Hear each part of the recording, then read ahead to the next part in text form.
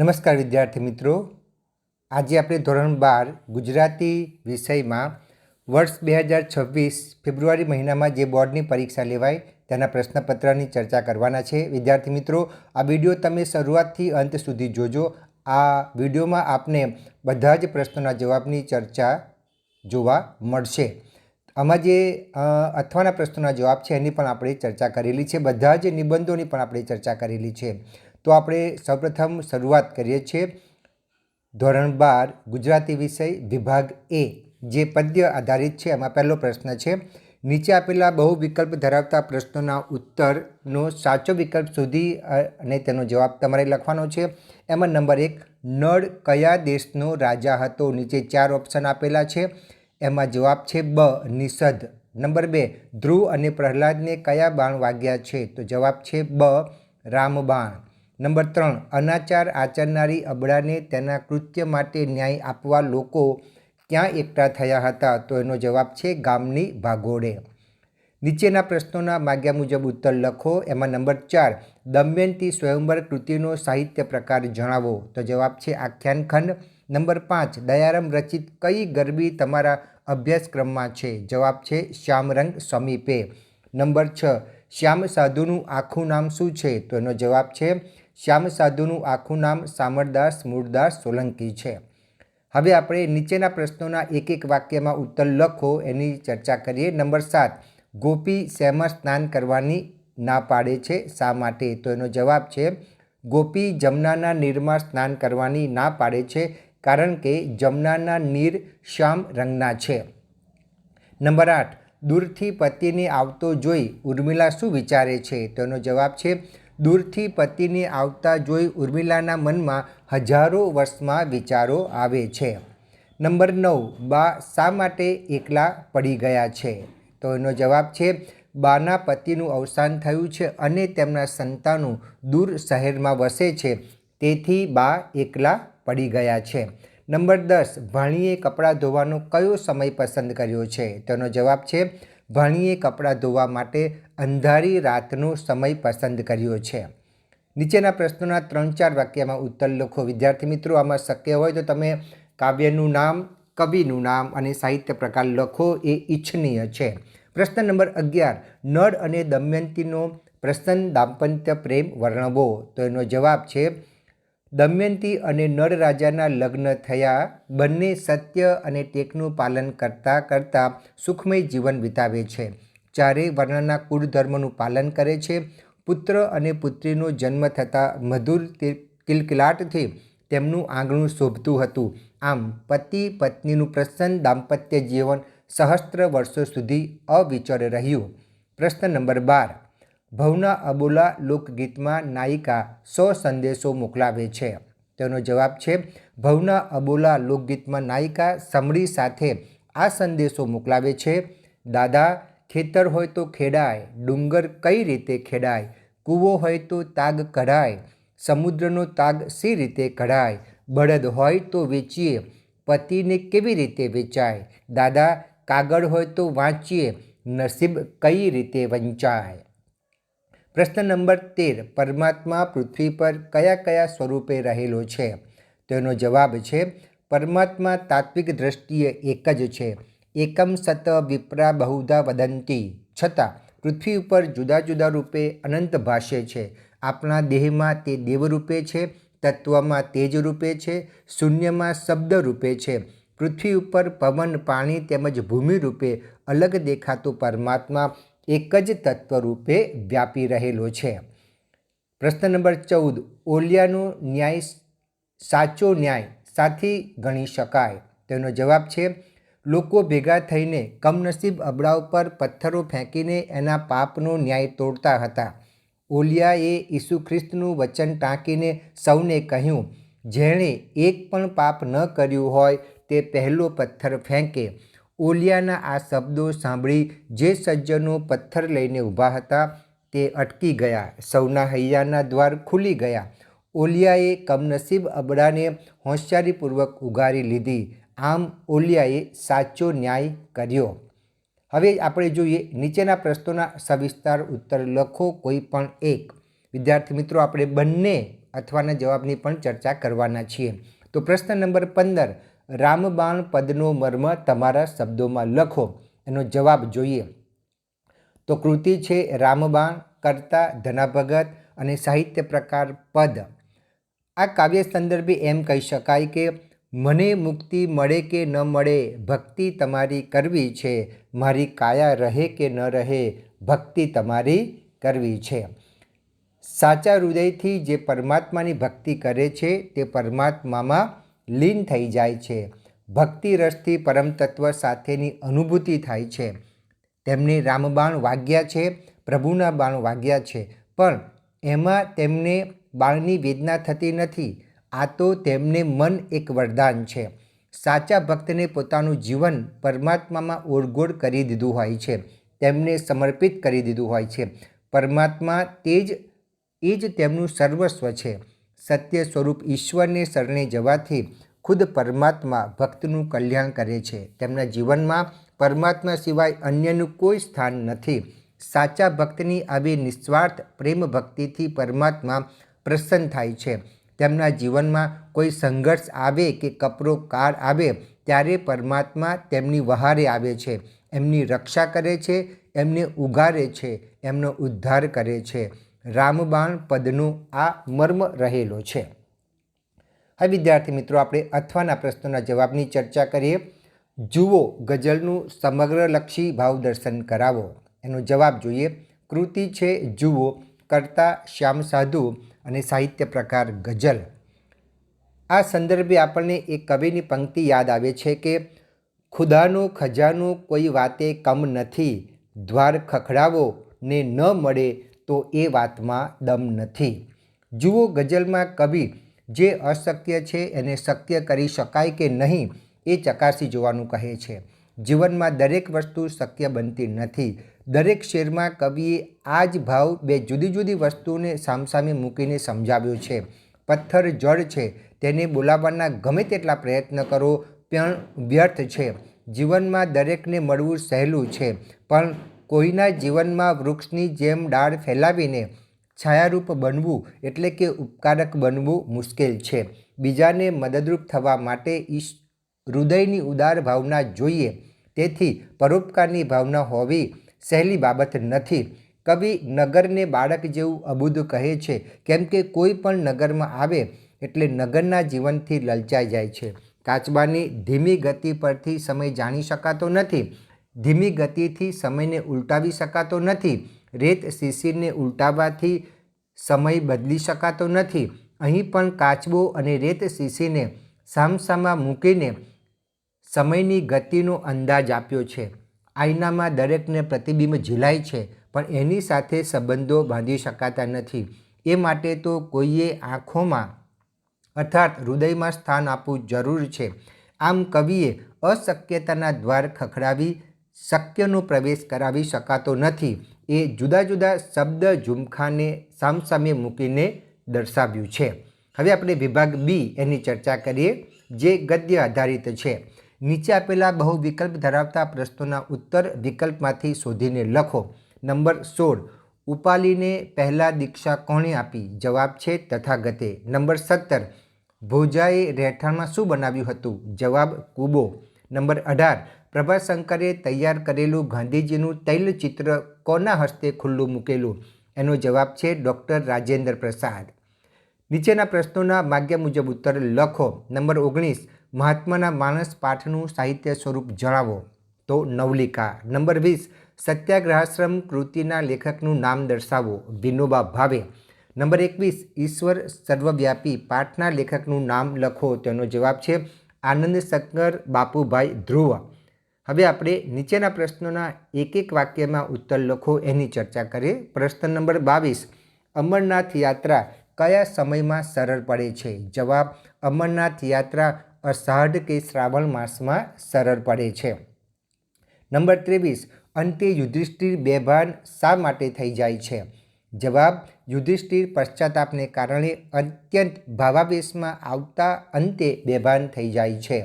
Number 24, ગીતાનું વાંચન કરવાવાળા મનુષ્ય કેવા સદ્ગુણો આત્મસાત કરે છે? જવાબ ગીતાનું વાંચન કરવા વાળા મનુષ્યની અંદર નિર્ભયતા, સાત્વિકતા, સંયમ, સદાચાર, પરોપકાર, અંતઃકરણની પૂર્ણ નિર્મળતા અને અનેકતામાં એકતાની વૃત્તિ જેવા ગુણો એને પ્રાપ્ત થાય છે. પ્રશ્ન નંબર 25. ભાવસિંહજીના આમંત્રણનો શ્રી પ્રભાશંકરે શો પ્રત્યુત્તર વાળ્યો? જવાબ: ભાવસિંહજીના આમંત્રણનો પ્રભાશંકરે પ્રત્યુત્તર આપતા કહ્યું કે હું મોરબી બાબાનો નોકર છું. મને તેઓ સારી રીતે રાખે છે, એટલે નિષ્કારણ તેમની નોકરી મારાથી છોડાય નહીં.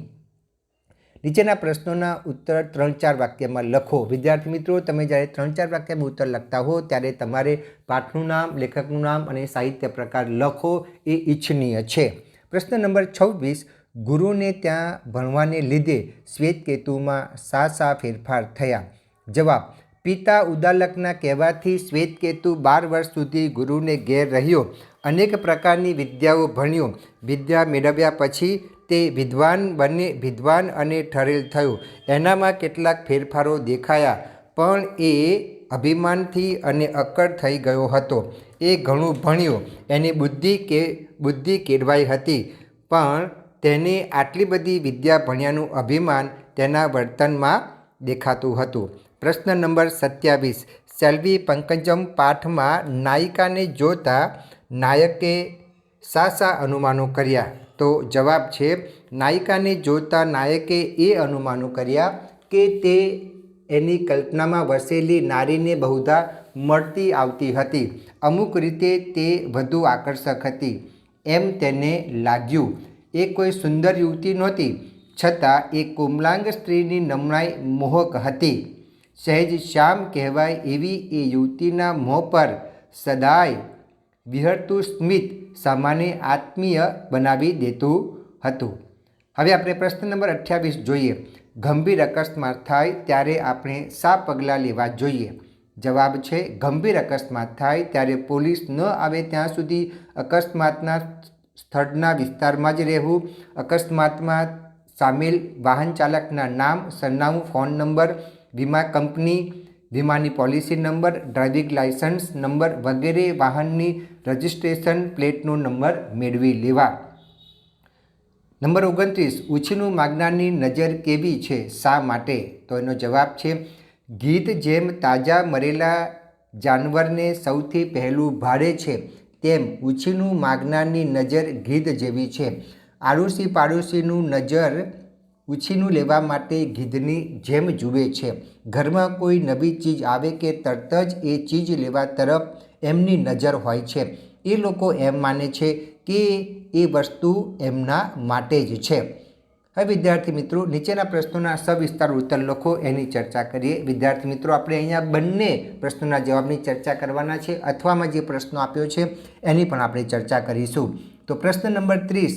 અનુરુદ્ધનો ગૃહત્યાગ વાર્તાનો ધ્વનિ સ્પષ્ટ કરો. એનો જવાબ જોઈએ તો કૃતિ છે અનુરુદ્ધનો ગૃહત્યાગ, કર્તા હરિવલ્લભ ભાયાણી, સાહિત્ય પ્રકાર નવલિકા. અનુરુદ્ધનો ગૃહત્યાગ વાર્તા ભગવાન ગૌતમ બુદ્ધના પિતરાઈ શાક્ય રાજકુમાર અનુરુદ્ધની છે. સુખ વૈભવમાં ઉછરેલા અનુરુદ્ધે જીવનમાં નથી એવો શબ્દ ક્યારેય સાંભળ્યો નહોતો.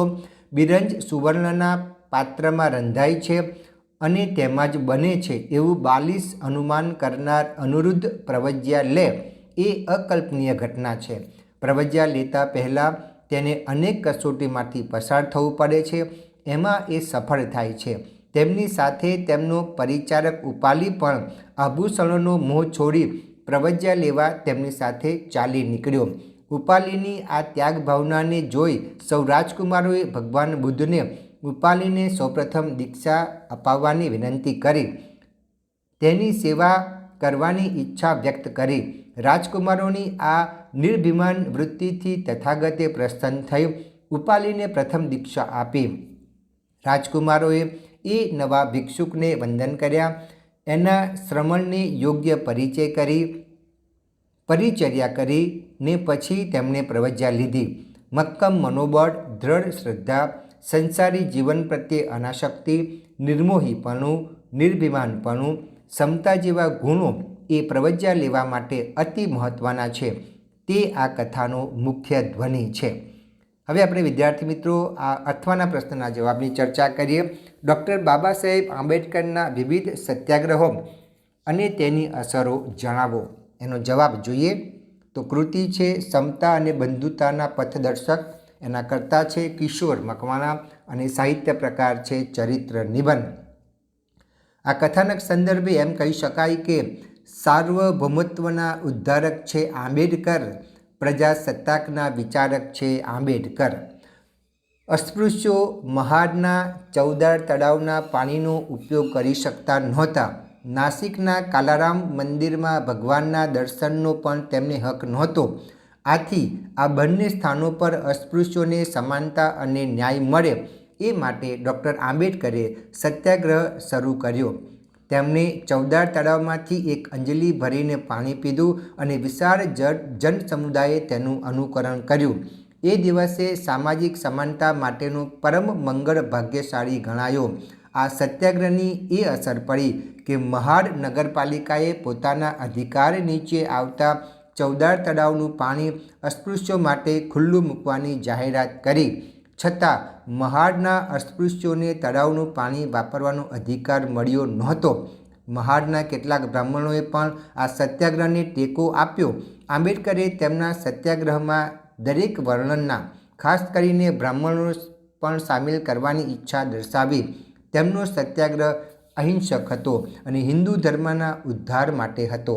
આંબેડકરે બાલ ગંગાધર ટિળકના પુત્ર શ્રીધર પંત સાથે મળીને સમાજ સમતા સંઘ નામની સંસ્થા બનાવી અને ઉચ્ચ વર્ણના પુરોહિતો તથા અસ્પૃશ્યોના વૈદિક વિધિથી લગ્ન કરાવ્યા. ગણેશોત્સવ, સમૂહ ભોજન જેવા અનેક કાર્યક્રમો કર્યા. આમ આંબેડકરના દરેક સત્યાગ્રહ કહો, ચળવળ કહો કે સંઘર્ષ પણ તેનો ઉદ્દેશ્ય એકમાત્ર સમાજમાંથી અસ્પૃશ્યતાની બીમારી દૂર કરવાનો હતો. સાચા અર્થમાં કહીએ તો એ બંધુભાવ અને સામાજિક સમતા તરફ લઈ જનારી મહત્ત્વની સામાજિક ક્રાંતિ હતી. હવે વિદ્યાર્થી મિત્રો આપણે વિભાગ સી જે વ્યાકરણ આધારિત છે એની ચર્ચા કરીએ. નીચેના શબ્દો જે છે એને સમાર્થી શબ્દોને આપણે સામસામે જોડીને લખવાના છે. તો નંબર 31 થી 35 સુધી આપણે શબ્દો જોઈએ. દાન, ખૈરાત, સખાવત, ગુનો, અપરાધ, વાંક, પ્રયાસ, પરિશ્રમ, મહેનત, આરોપ, તહોમત, આક્ષેપ, હથિયાર, શસ્ત્ર અને આયુધ.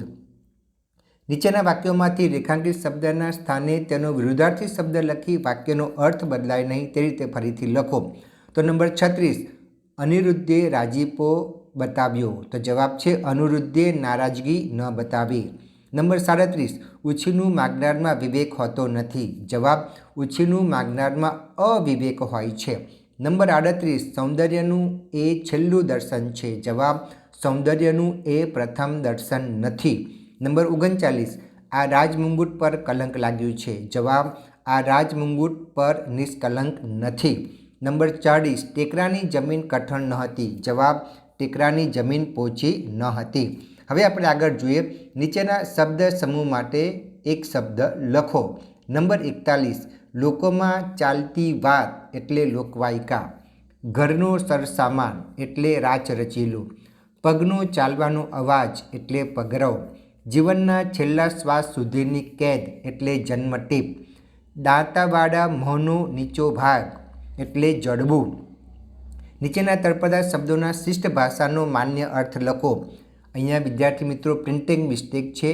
ચીપોને પણ ચીયો એટલે કોણ. ટાણે એટલે સમયે. નીચેના શબ્દોની સાચી જોડણી લખો. વિદ્યાર્થી મિત્રો તમે સ્ક્રીન પર જોઈ શકો છો. પરિષદ, અનુચિત અને પ્રતિધ્વનિ.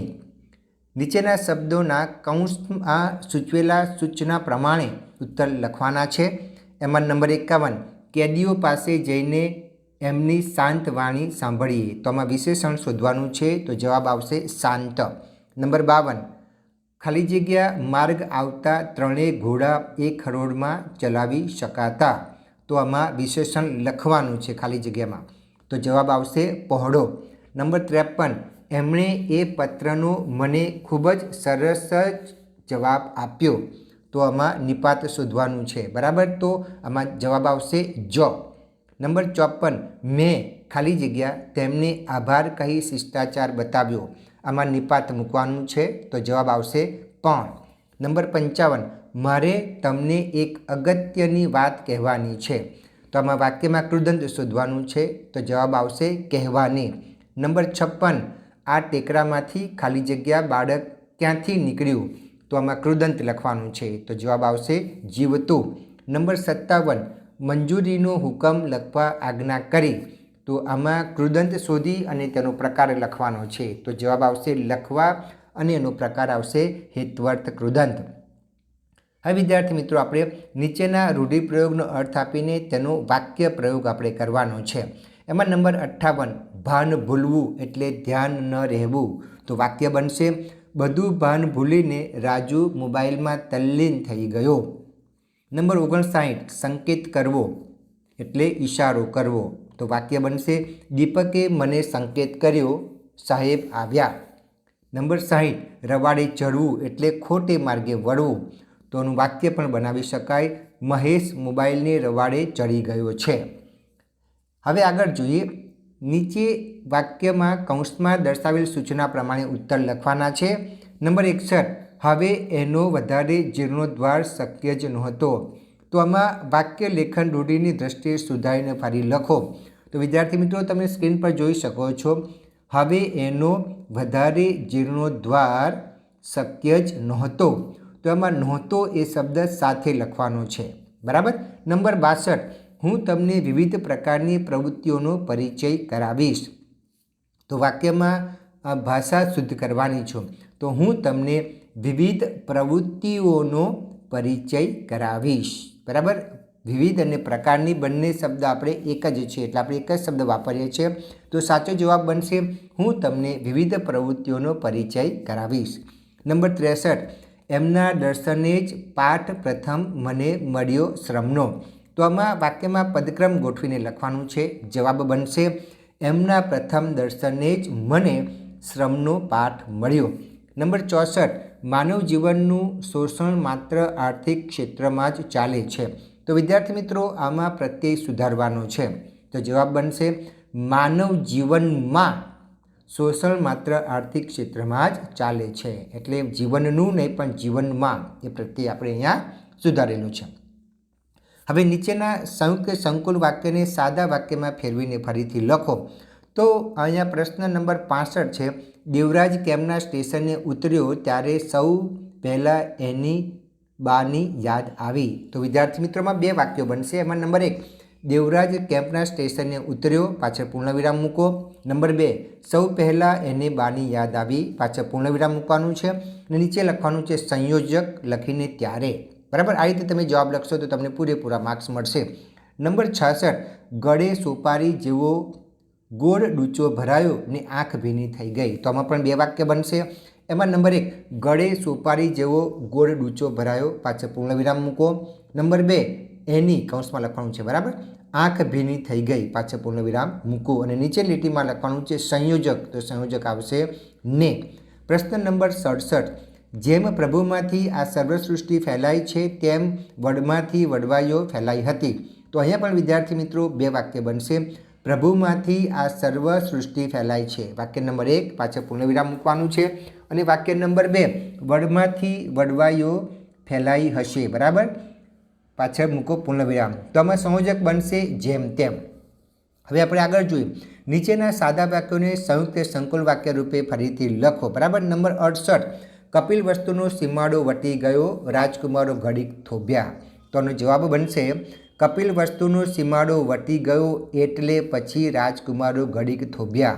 વિદ્યાર્થી મિત્રો અહીંયા ગયો ત્યાં પછી પૂર્ણવિરામ મૂકવાનું નથી, આપણે સંયોજક મૂકીએ છીએ એટલે પૂર્ણવિરામ નીકળી જાય.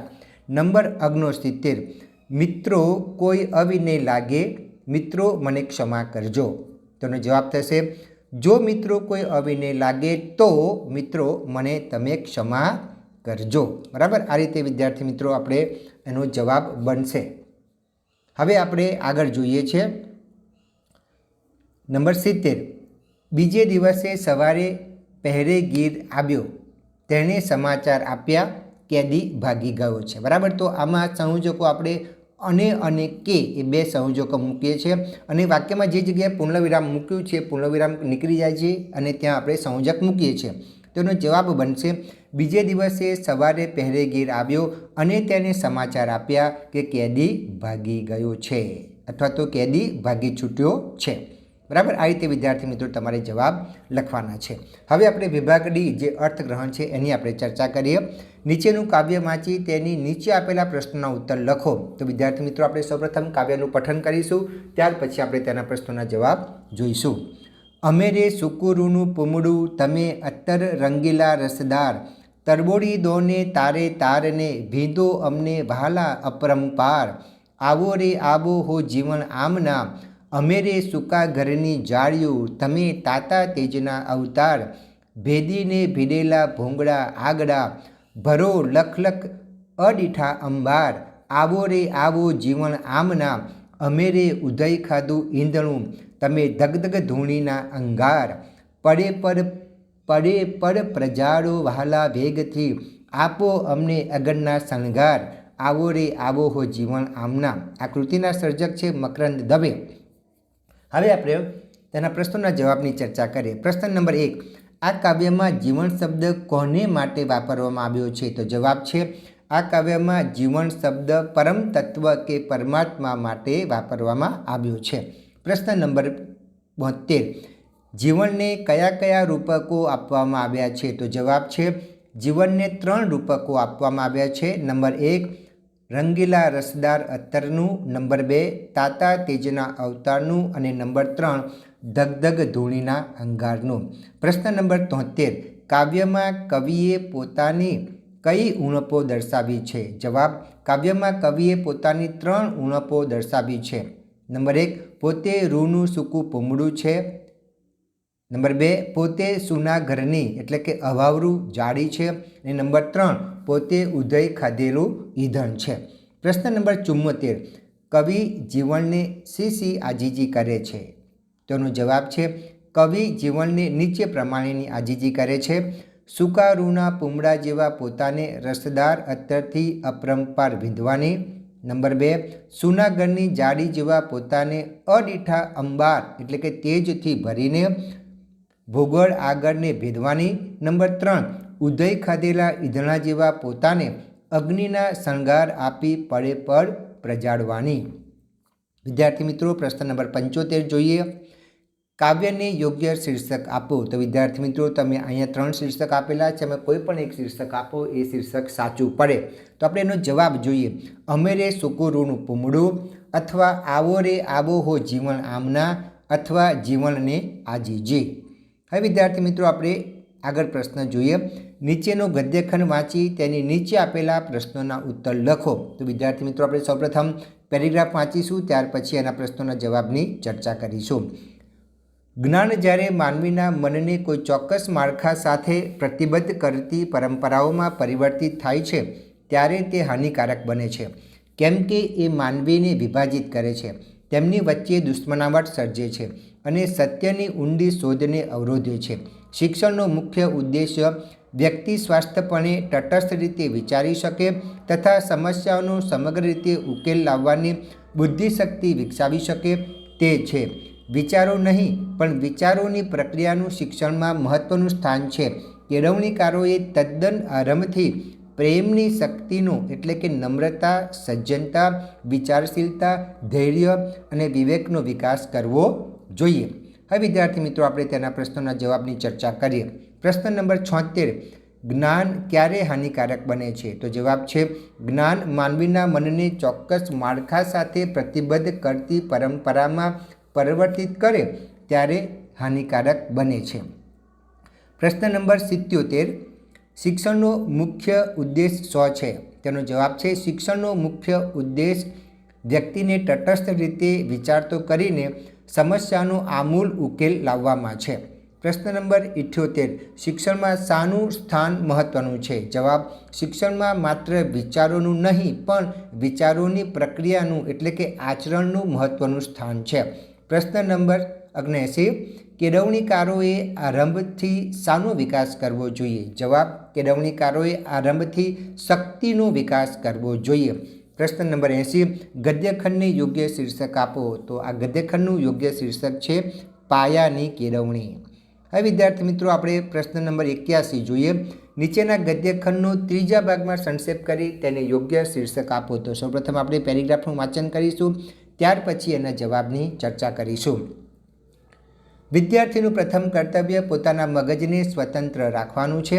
પરિપૂર્ણ સ્વતંત્રતાનો સૌથી વધુ અધિકાર વિદ્યાર્થીનો છે. શ્રદ્ધા વિના વિદ્યા સંભવિત નથી. જ્ઞાનનો આરંભ શ્રદ્ધાથી થાય છે, પરંતુ પરિસમાપ્તિ સ્વચિંતનથી થાય છે. વિદ્યાર્થીનું બીજું કર્તવ્ય જાત પર કાબૂ રાખવાનું છે. જો વિદ્યાર્થી સત્ય સંકલ્પ કરતો થઈ જાય તો વિશ્વની કોઈ પણ તાકાત તેને અટકાવી શકે નહીં. ત્રીજું કર્તવ્ય સેવાભાવનું છે. સેવા વિના જ્ઞાન નથી. મહાભારતના પક્ષ પર્વમાં વૃદ્ધોની સેવા કરવાથી જ્ઞાન પ્રાપ્ત થાય છે તે પ્રકારની કથા છે. ચોથું કર્તવ્ય સાવધાન રહેવાનું તે છે. દુનિયાની તમામ બાબતોનું તટસ્થ બુદ્ધિથી અવલોકન કરવું જોઈએ. બુદ્ધિ સંકુચિત ન જોઈએ અને દિલ તથા દિમાગ વિશાળ કરવા જોઈએ. આ પેરેગ્રાફના સર્જક છે વિનોબા ભાવે. હવે આપણે તેનો જવાબ જોઈએ. તો આપણે તમે શીર્ષક આપી શકો વિદ્યાર્થીના કર્તવ્યો. વિદ્યાર્થીના 4 કર્તવ્યો છે. સ્વતંત્ર રહી તેનો અધિકાર મેળવવો. શ્રદ્ધાથી જ જ્ઞાનની જન્મદાત્રી છે. બીજું કર્તવ્ય નિષ્ઠ થઈ સત્યાચરણ કરવું. ત્રીજું જ્ઞાન પ્રાપ્તિ અર્થે સેવા. ચોથું સૂક્ષ્મ અવલોકન કરતાં ચેતો વિસ્તાર કરવો. આ રીતે વિદ્યાર્થી મિત્રો તમારે જવાબ લખવાનો છે. અને ફરી તમને યાદ કરાવું કે આનું શીર્ષક છે વિદ્યાર્થીના કર્તવ્યો. હવે આપણે વિદ્યાર્થી મિત્રો પ્રશ્ન નંબર 82 જોઈએ. નીચેના ગદ્યખંડને કાળ કથન રીતિ પ્રમાણે વિચાર વિકાસના ક્રમમાં ગોઠવીને ફરી લખો. વિદ્યાર્થી મિત્રો આ પ્રશ્નની અંદર તમને પાઠ્યપુસ્તકનો એક પેરેગ્રાફ આપેલો હશે, એના વાક્યનો ક્રમ આડાવડી કરેલો હશે, એને તમારે ક્રમમાં ગોઠવવાનો છે. તો સૌપ્રથમ આપણે આ પ્રશ્નનું વાંચન કરીશું, ત્યાર પછી જ આપણે તેના જવાબની ચર્ચા કરીશું. તો પ્રશ્ન નંબર 82. ગાંધીજીના ચુસ્ત અનુયાયીને અંતેવાસી અમ્માને અપ્પાને આ જંગલમાં કેવું મંગલ કર્યું તેની રસપ્રદ કથા મેં સાંભળી. ગામડાના ઉદ્ધારમાં એનો ફાળો કેવો ને કેટલો છે એનો અદ્ભુત ચિતાર આપ્યો. ચાલતા ચાલતા એણે મને સંસ્થાને પાયાથી માંડીને અત્યાર સુધીના વિકાસની વાત કરી. ગાંધીજીના આદર્શોની કેટલી નજીક રહી અમ્માને અપ્પાએ આ સંસ્થા ઊભી કરી તેનું એણે ભાવપૂર્વક બયાન કર્યું. આ સંસ્થા એટલે અમ્માને અપ્પાની જીવન કથની. હવે વિદ્યાર્થી મિત્રો આપણે પ્રશ્ન નંબર 82 એનો જવાબ જોઈએ. ચાલતા ચાલતા એણે મને સંસ્થાના પાયાની માંડીને અત્યાર સુધીના વિકાસની વાત કરી. આ સંસ્થા એટલે અમ્માને અપ્પાની જીવન કથની. ગાંધીજીના ચુસ્ત અનુયાયી ને અંતેવાસી અમ્માને અપ્પાએ આ જંગલમાં કેવું મંગલ કર્યું તેની રસપ્રદ કથા મેં સાંભળી. ગાંધીજીના આદર્શોની કેટલી નજીક રહી અમ્માને અપ્પાએ આ સંસ્થા ઊભી કરી તેનું તેણે ભાવપૂર્વક બયાન કર્યું. ગામડાના ઉદ્ધારમાં એનો ફાળો કેવો અને કેટલો છે તેનો અદ્ભુત ચિતાર આપ્યો. હવે વિદ્યાર્થી મિત્રો આપણે આગળ જોઈએ. વિભાગ ઈ જે લેખન સજ્જતાનો છે. પ્રશ્ન નંબર 83.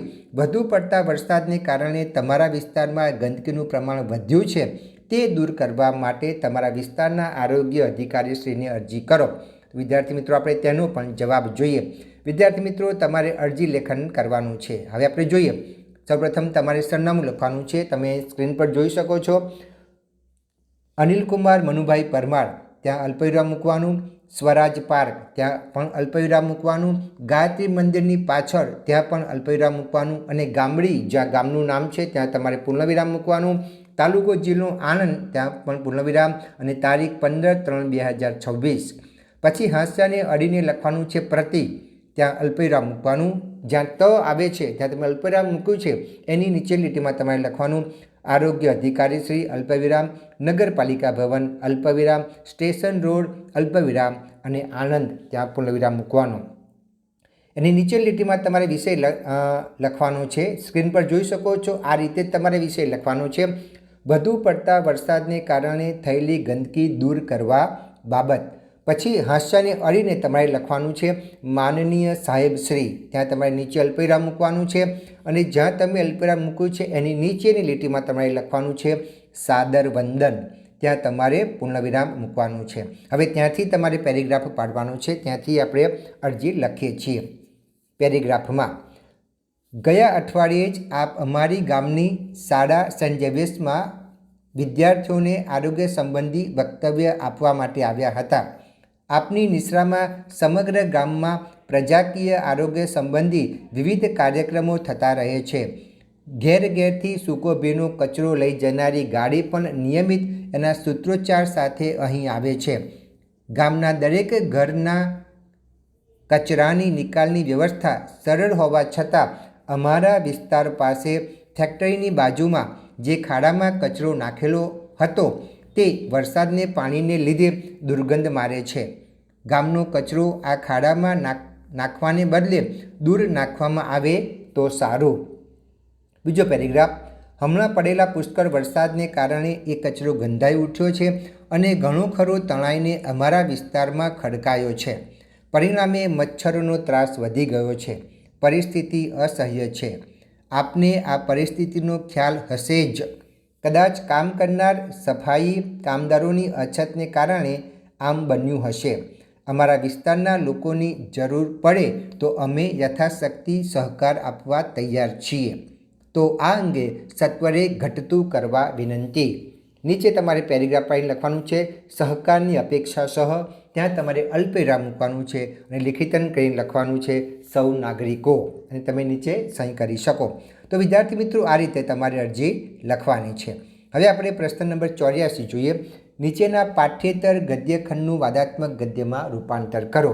તો વિદ્યાર્થી મિત્રો, આપણે સૌપ્રથમ પ્રશ્ન નંબર 24 વાંચીશું, ત્યાર પછી આપણે તેના જવાબની ચર્ચા કરીશું.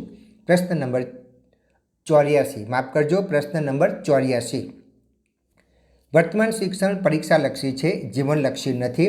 પરીક્ષામાં ઉત્તીર્ણ થવું એ જ જાણે શિક્ષણનું આખરી ધ્યેય છે અને પરિણામે શિક્ષણ વિદ્યાર્થીના વ્યક્તિના ઘડતરમાં ઊણું ઉતરે છે. શૈક્ષણિક પરીક્ષાઓમાં ઊંચા ગુણાંક સાથે ઉત્તીર્ણ થનાર ઘણા વિદ્યાર્થી જગત અને જીવનની પાઠશાળામાં નિષ્ફળ પુરવાર થાય છે. આ હકીકત શિક્ષણના આખા માળખાની પાયાની કચાશનો બોલતો પુરાવો છે. વિદ્યાર્થી મિત્રો, તમે જોઈ શકો છો પરીક્ષાની જોડણી પ્રિન્ટિંગ મિસ્ટેકથી ખોટી લખાઈ છે. બરાબર, આ માત્ર તમારી જાણ માટે છે. હવે વિદ્યાર્થી મિત્રો, આપણે એનો જવાબ જોઈએ. અત્યંત દુઃખ અને નિરાશ થઈને મારે કહેવું પડે છે કે આજનું વર્તમાન શિક્ષણ કેવળ પરીક્ષાલક્ષી છે, જીવનલક્ષી હરગીજ નથી. પરીક્ષામાં ઉત્તીર્ણ થવું એ જ જાણે શિક્ષણનું આખરી ધ્યેય છે. તમે જાણો છો આનું પરિણામ કેવું વિપરીત આવ્યું છે તે. જે શિક્ષણે વિદ્યાર્થીના વ્યક્તિના જીવન ઘડતર કરવાનું હતું તેમાં તે સાવ ઊણું ઉતરી ગયું છે. શૈક્ષણિક પરીક્ષાઓમાં ઊંચા ગુણાંક સાથે ઉત્તીર્ણ થનારા અનેક વિદ્યાર્થીઓ જગત અને જીવનની પાઠશાળામાં નિષ્ફળ પુરવાર થાય છે. તમને નથી લાગતું કે આ હકીકત જ શિક્ષણના આખા માળખાની પાયાની કચાશનો બોલતો અને જીવતો જાગતો પુરાવો છે?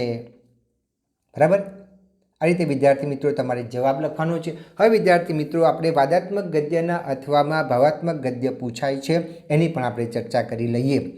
નીચે આપેલા શબ્દ યાદીનો ઉપયોગ કરી લગ્ન માટે પસંદ થયેલી અનાથ આશ્રમની એક કન્યાના મનોભાવ વિશે ભાવાત્મક ગદ્યમાં લખો. પોતાનું ઘર, મા બાપ, અનાથ આશ્રમ, બાળપણ, પ્રેમનો અભાવ, સમાજ, લઘુતા ગ્રંથિ, પસંદગી, કડવા અનુભવો, ભાવિ જીવન, શંકા કુશંકા અને શ્રદ્ધા. વિદ્યાર્થી મિત્રો, તમે જ્યારે જવાબ લખો ત્યારે આ શબ્દ યાદીમાંના શબ્દો તમારા જવાબમાં આવવા જોઈએ, અને શક્ય હોય તો તમે જવાબ લખો ત્યારે શબ્દ યાદીમાંના શબ્દોની નીચે તમારે પેન્સિલથી લીટી દોરવાનો આગ્રહ રાખવો. હવે આપણે એનો જવાબ જોઈએ. હું અનાથ આશ્રમની બાળા છું. પરણવાનો ઉમંગ આજે પૂરો થશે એ વાતથી હું આનંદ સાથે કેટલો રોમાંચ અને આશ્ચર્ય અનુભવું છું. નથી તો મને મારા ઘરબારની ખબર કે નથી મને મારા મા બાપની જાણ. મા બાપ કે ઘરબાર જે ગણો તે આ મારો અનાથ આશ્રમ. તરછોડાયેલું જીવન, પ્રેમનો પડછાયો જ ક્યાંય જોયો નથી. સો અપરાધ હશે મારો, સો વાંક ગુનો. સમાજને મા બાપે કર્યો તિરસ્કાર, લઘુતા ગ્રંથિની પીડા. જ્યારથી જાણ્યું છે કે 2-4 યુવતીઓને પરણવાના બહાને એમના દારૂણ હાલ થયા છે, ત્યારથી હું તો પરણવાના ખ્યાલ માત્રથી ફફડતી હતી. ભાવિ જીવન અંધકારમય હતું જાણે. શંકા કુશંકાઓના વંટોળમાં ઘેરાયેલી હતી.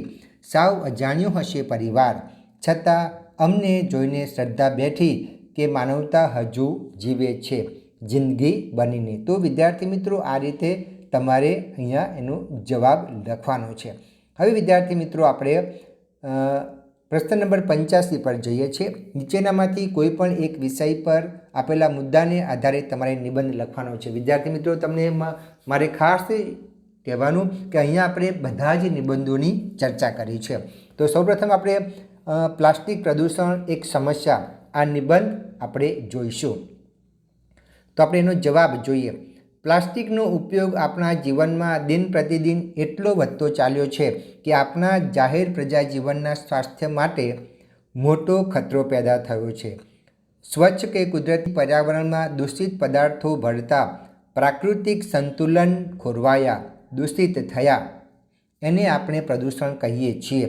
જળ પ્રદૂષણ, વાયુ પ્રદૂષણ, ભૂમિ પ્રદૂષણ, અવાજ પ્રદૂષણ, પ્રકાશ પ્રદૂષણ, પ્લાસ્ટિક પ્રદૂષણ એવા વિવિધ પ્રકારે માનવજાત આ પ્રદૂષણ રૂપી રાક્ષસનો સામનો કરી રહી છે.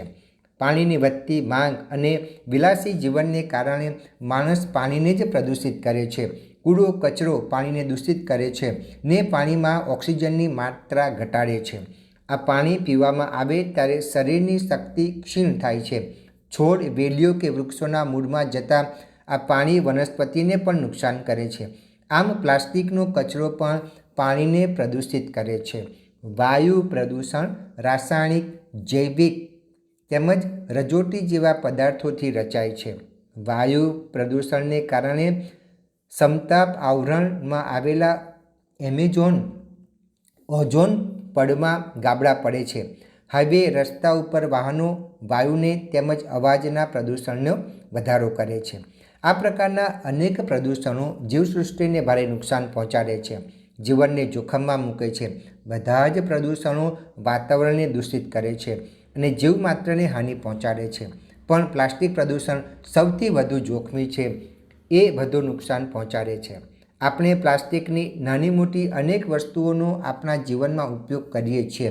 માર્કેટમાંથી કોઈ વસ્તુ ખરીદી કરીએ તો જે બેગ વપરાય છે તે પ્લાસ્ટિકની હોય છે.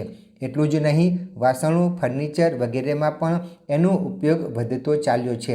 પ્લાસ્ટિક જળ પ્રવાહમાં ભળી જતું નથી, લાકડા કે કાગળની જેમ દહન થતું નથી. જો પ્લાસ્ટિકનું દહન કરીએ તો એનાથી હાનિકારક ગેસ ઉત્પન્ન થાય છે જે પૃથ્વીના વાતાવરણ તેમજ જનજીવન માટે હાનિકારક છે. પ્લાસ્ટિક બે સ્વરૂપે મળે છે: થર્મોપ્લાસ્ટિક અને થર્મોસેટિંગ પોલિમર. દુનિયાભરમાં એનો મોટે પાયે જુદા જુદા સ્વરૂપે ઉપયોગ થાય છે. આ સિન્થેટિક પોલિમર છે જેમાં કાર્બનિક અને અકાર્બનિક મિશ્રણ હોય છે, જે મોટે ભાગે ઓલેફિન જેવા પેટ્રોકેમિકલ્સમાંથી પ્રાપ્ત થાય છે. વૈશ્વિક પોલિમર ઉદ્યોગોને એ મહત્વનો ભાગ છે, જેના ઉત્પાદનને ઉપયોગથી ખતરનાક રસાયણો ઉત્પન્ન થાય છે, જે પૃથ્વી પરના સજીવો માટે મોટો ખતરો છે. એનાથી ભયાનક બીમારીઓ થાય છે. જીવસૃષ્ટિની સામેની આ આપત્તિને ટાળવા સરકાર દ્વારા શક્ય એટલું નિયંત્રણ જરૂરી છે. કેટલીક જગ્યાએ કચરા રૂપે પ્રાપ્ત થતા પ્લાસ્ટિકનો રોડ રસ્તા બનાવવામાં ડામર સાથે ભેળવીને ઉપયોગ કરવામાં આવે છે. એ એક સારો માર્ગ છે. પ્લાસ્ટિકના ઉપયોગને સંપૂર્ણ બંધ ન કરી શકીએ, પણ એનો મહત્તમ ઉપયોગથી બચી શકીએ તો સારું. માર્કેટમાં પ્લાસ્ટિકની બેગ કે થેલીઓની જગ્યાએ કાગળ કે થર્મોકોલનો ઉપયોગ કરી શકીએ. એક વસ્તુનો બીજી ત્રીજી વાર ઉપયોગ કરી શકીએ. એ માટે પ્રજાકીય જાગૃતિ જરૂરી છે. ગમે ત્યાં ફેંકીને પ્લાસ્ટિકના કચરામાં વૃદ્ધિ કરીને ગંદકી ન કરીએ. વાયુ, જળ તેમજ માટીને દૂષિત થતી અટકાવીએ.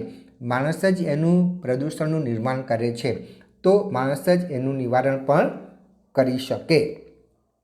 હવે વિદ્યાર્થી મિત્રો, આપણે બીજો નિબંધ છે મોબાઈલ કરતાં જિંદગી સસ્તી, એની પણ આપણે ચર્ચા કરીએ. મોબાઈલ એ આધુનિક ટેકનોલોજીની ચમત્કારિક શોધ છે. વિજ્ઞાનના વિશિષ્ટ આવિષ્કારોમાં એ ખાસ ઉપલબ્ધિ છે. આજે મોબાઈલ ફોન વિના લોકો જીવનની કલ્પના કરી શકતા નથી. બેશક એથી જીવન સરળ બન્યું છે, સગવડતાભર્યું થયું છે. જોજનો દૂર બેઠેલી વ્યક્તિ સાથે વિચારોનું આદાન પ્રદાન થઈ શકે છે. મોબાઈલ ફોન સાથે લઈ જઈ શકાય છે, ખિસ્સામાં રાખી શકાય છે. ઓનલાઈન પેમેન્ટ એનાથી સરળ બન્યું છે. બેંકમાં જવાની ઝંઝટ રહી નથી. એમાં વિવિધ એપ્સ હોય છે Facebook, Instagram, WhatsApp, message call, video call જેવી સરળ સુગમ સુવિધા પ્રાપ્ત થઈ છે. શાકભાજી વેચનારા કે રેંકડી ખેંચનારા પણ મોબાઈલ રાખે છે. મોબાઈલ એ માત્ર ફોન નથી, પણ એના અનેક ઉપયોગો છે. મોબાઈલ સંકટ સમયની સાંકળ છે. કેમેરાથી ફોટો ખેંચી શકાય. જીવનની યાદગાર ક્ષણોને આમ ફોટો કે વિડીયો દ્વારા લઈ સંગ્રહી શકાય છે. મોબાઈલ નંબર યાદ રાખવાની ઝંઝટ નહીં. નંબરને સુરક્ષિત રાખી શકાય છે. હવે તો એ નંબર બોલીને સામેની વ્યક્તિ સાથે વાત થઈ શકે છે. બ્લૂટૂથ દ્વારા ફોટો કે ગીત અન્યને મોકલી શકીએ છીએ. ઓનલાઈન શોપિંગ થઈ શકે છે. ગણતરી કરી શકાય છે. કેલેન્ડર, એલાર્મ, ઘડિયાળ કે ટાઈમરની સુવિધા એમાં હોય છે. કદાચ આ નિબંધ તમે વાંચતા હશો ત્યારે મોબાઈલ પણ ભૂતકાળ બની જવાની કે બની ગયાની ઘટનાના તમે સાક્ષી હશો. આમ મોબાઈલનો વિવેકપૂર્વક ઉપયોગ માનવજાત માટે આશીર્વાદરૂપ સાબિત થઈ શકે એમ છે. પણ અવિવેક તેમજ ગેરસમજપૂર્વકનો અતિરેક થશે તો માત્ર આર્થિક ક્ષેત્ર નહીં, પણ કૌટુંબિક, સામાજિક તેમજ સાંસ્કૃતિક ક્ષેત્રે માનવજાતને ભારે મોટું નુકસાન થશે. આપણે માનવજાતની એક નવી જ પેઢીને ઉછેરી રહ્યા છે, જે માં કરતાં મશીન એટલે કે મોબાઈલ પાસેથી વધારે શીખશે. મોબાઈલના વધારે પડતા ઉપયોગથી એમાંથી નીકળતા કિરણો ઉપયોગ કરનારને નુકસાન કરે છે. કાનની શ્રવણ શક્તિને નુકસાન થાય છે. સેલ્ફી લેતા અનેકોના મોત થયા છે. વાહન ચલાવતી વખતે કાન પાસે મોબાઈલ રાખીને વાત કરતા ઘણાના અકસ્માતે મૃત્યુ થયા છે. મોબાઈલની ઘેલછા આમ બાળકો, યુવાનોમાં માત્ર શક્તિ તેમજ સમયને બરબાદ નથી કરતા, પણ જીવનને પણ બરબાદ કરે છે. મનોરંજનનું એ સૌથી મોટું સાધન છે એ ખરું, પણ એથી બાળકોની જિજ્ઞાસા વૃત્તિને નુકસાન થાય છે. પરિશ્રમ કરવો પડતો નથી. આળસને પોષણ મળે છે. બાળકો કુદરતી જીવન કે પરિવારથી વિખૂટા પડતા જાય છે. ભૌતિક સુવિધા સાથે કૌટુંબિક વિચ્છિન્નતા પણ વધી છે. મોબાઈલના દુરુપયોગથી જીવન વ્યક્તિમૂલક બન્યું છે. આજે જાણે મોબાઈલ વ્યક્તિના ઉપયોગ માટે નથી, પણ વ્યક્તિ મોબાઈલ માટે છે. વ્યક્તિ એના વિના પરવશ બની ગઈ છે. માણસ ટેકનોલોજીનો ગુલામ બની રહ્યો છે. કેટલાક મોબાઈલ ચાર્જર સાથે જોડેલો હોય ને વાત કરતા હોય છે. કેટલાક મોબાઈલ સાથે લઈને સૂઈ જતા હોય છે. એ ટેવ નુકસાન કરી શકે છે. વ્યક્તિએ દિવસમાં 2 કલાકથી વધારે મોબાઈલનો ઉપયોગ કરવો જોઈએ નહીં. જીવન માટે મોબાઈલનો ઉપયોગ આશીર્વાદરૂપ બની રહે એનો આધાર પણ વ્યક્તિના વિવેક પર આધારિત છે. હવે વિદ્યાર્થી મિત્રો, આપણે બીજો નિબંધ છે જળ એ જ જીવન, એની પણ ચર્ચા કરી લઈએ. જળ એ જીવન છે. જીવન રસાયન છે. તરસ્યા કંઠની રાહત છે. જનજીવન, પશુપંખી, વનસ્પતિ, યંત્રો સૌના જીવનનો પ્રત્યેક ધબકાર જળ છે. જળ જીવન પ્રાણ છે. માનવ સંસ્કૃતિનું પ્રારંભ બિંદુ જળ છે. પાણી બચાવો, પાણી તમને બચાવશે. એચ. ઓડેને કહ્યું છે કે thousands have lived without love, not one without water. હજારો માણસો પ્રેમ વિના જીવ્યા છે, પણ પાણી વિના કોઈ જીવ્યું નથી. છંદોગ્ય ઉપનિષદમાં કહેવાયું છે કે માણસ જે પાણી પીવે છે એની ગતિ 3 પ્રકારની થાય છે. જે સ્થૂળ ભાગ હોય તેનું મૂત્રમાં રૂપાંતરણ થાય છે, જે મધ્ય ભાગ હોય તેનું લોહીમાં રૂપાંતરણ થાય છે, અને જે સૂક્ષ્મ ભાગ હોય તે પ્રાણ બની રહે છે. અમેરિકાના પ્રમુખ બિલ ક્લિન્ટને એકવાર કહેલું કે બીજી બધું આધુનિક ટેકનોલોજી હસ્તગત કરવા સરકાર પ્રશંસનીય પ્રયાસો કરી રહી છે, પણ પાણી પુરવઠો સુધારવા તો ભારત સરકારે યુદ્ધના ધોરણે કામ હાથ ધરવું જોઈએ. વસ્તી ઉદકે ને ભૂસકે વધતી જાય છે. સામે કુદરતી પુરવઠો ઘટતો જાય છે. ભારતની જનતાને પીવાનું ચોખ્ખું પાણી મળતું નથી. જળ સંકટ ઘેરું બનતું જાય છે. પાણીના સ્ત્રોત સુકાતા જાય છે. ચોમાસા નિષ્ફળ જાય છે. ભૂગર્ભ જળ માટે બોર નિષ્ફળ થઈ રહ્યા છે. શહેર કરતાં ગામડાની દશા વધુ દયનીય છે.